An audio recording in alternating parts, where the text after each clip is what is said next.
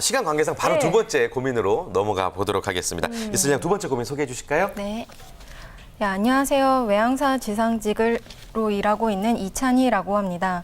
지금 인천공항에서 발권 업무를 돕는 서포터즈 일을 하면서 항공업계에 더욱 관심이 높아졌습니다.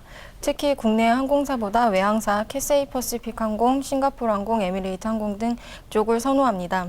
외항사 합격을 위한 자소서나 면접 준비 팁을 등을 알려주시면 좋겠습니다. 네. 라고 남겨주셨습니다. 자, 외항사 취업 많이들 또 희망하고 요즘에, 있습니다. 네. 네, 이 여성분의 궁금증을 또 저희가 해결을 해드려야 될 텐데요. 먼저 신이사님 어떤 팁을 좀 드릴 수 있을까요? 네, 요즘에 뭐 국내 항공사도 채용이 이제 아무래도 예전보다 지금 항공 업종 자체가 사실은 그렇게 뭐 최근 몇 년 전부터 그렇게 뭐 또 유가의 영향도 많이 받고 하다 네. 보니까 그렇게 막 장밋빛은 아니라 채용이 그렇게 사실 탄력적인 경우가 많아서 반대로 이제 그 외국 항공사 그 관심 있는 학생들이 많은데요.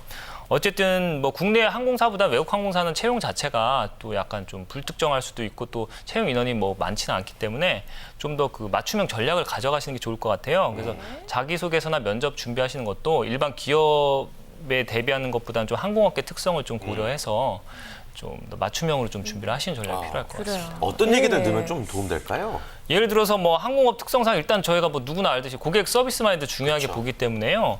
친절한 뭐 자세와 호감 가는 그런 또 외모 같은 것도 좀 필요할 수 있고요. 네. 또 고객 요구를 빨리 이렇게 좀 캐치할 수 있는 센스.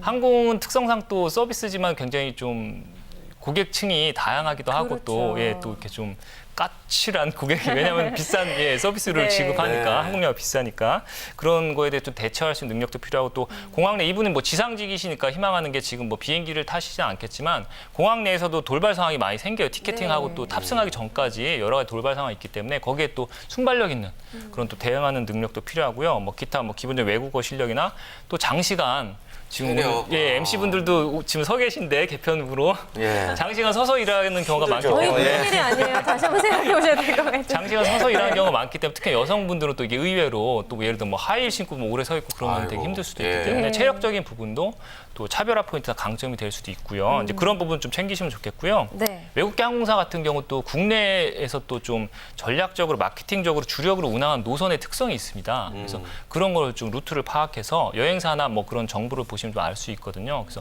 그런 거에 또 입각해서 본인이 또 뭐 지원 전략을 짜시는 거 좋고요. 어쨌든 말씀드린 것처럼 외국계 기업의 특성을 또 이용해서 채용 정보 같은 것도 또 너무 그냥 수동적으로 기다리시는 것보다는 네. 공채가 없을 수도 있고 또 상시 채용이 있을 수도 있기 때문에 항상 이렇게 좀 눈길을 잘 두시는 또 그런 것도 좀 필요하겠습니다. 네. 네. 참 여러 가지를 필요로 하는 결코 쉽지 않은 직업인 것 같다는 그러니까요. 생각이 들고요. 최현정 쌤 주변에도 이렇게 외항사 준비하는 분들 상당히 많죠. 아무래도 일단 국내 항공사가 네. 경쟁률이 더 치열하다라고 하다 보니까 외항사를 더 선호하는 학생들이 점점 많아지는 것 같습니다. 네.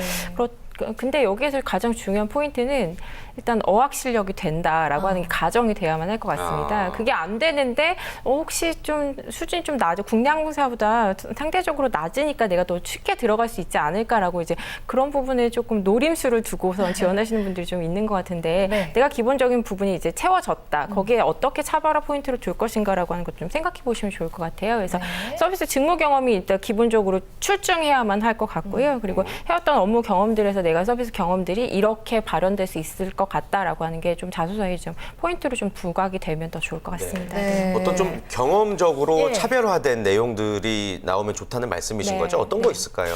일단은 남들이 흔하게 경험하지 않는 것들에 좀 이제 나의 참신한 소재를 찾아보시는 게 좋을 것 같습니다. 왜냐하면 많은 지원자들이 지원하다 보니까 내용들이 거기서 거기입니다. 그렇죠. 그렇다 보니까 내가 정말로 보여줄 수 있는 게 뭘까라고 하는 걸 정말 심각하게 고민을 해보셔야 되고 거기에서 어떤 소재를 끌어내 주셨다라고 하면 좀 더 문장력이 출중해야지만 거기 안에서 이게 설득력이 있고 굉장히 멋진 내용이고 이 사람 한번 만나보고 싶다라고 이제 끌어내 줄 수 있기 때문에 좀 더 많이 다듬는 과정이 좀 필요할 것 같습니다.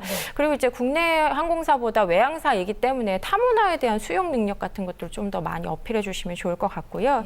일단 이제 외항사가 한국인 승무원을 좀 더 이제 선호한다고 하더라고요. 그 이유가 한국인 승무원들이 굉장히 성실하다라고 하는 부분이 있어서 성실도를 좀 더 부각시켜 주기 위한 어떤 포인트를 좀 좀 잡아주시면 더 좋을 것 같습니다. 그래요. 충분히 또 따져보면 강점도 있을 것 같고요. 철수 씨는 뭐 이렇게 승무원 쪽으로는 관심이 없을 테지만 주변에서 뭐 이런 친구들도 있었을 거고 간접 경험도 좀 해봤을 것 같은데.